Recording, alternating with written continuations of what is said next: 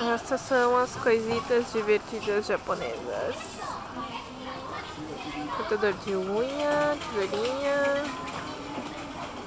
maquiagem. Aqui desse lado tem penduricalhos,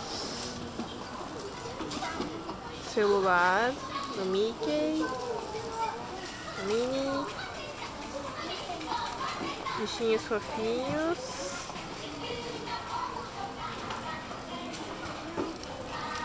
Muita coisa.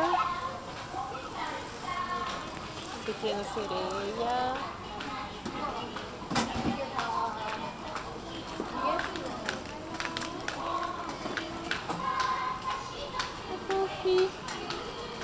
Isso que eu queria mostrar é que a loja acaba assim, tipo, uma marca no chão, é toda aberta.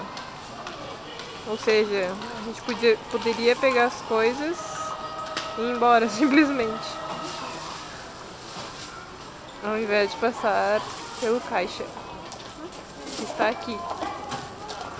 E Lucia está fazendo as compras.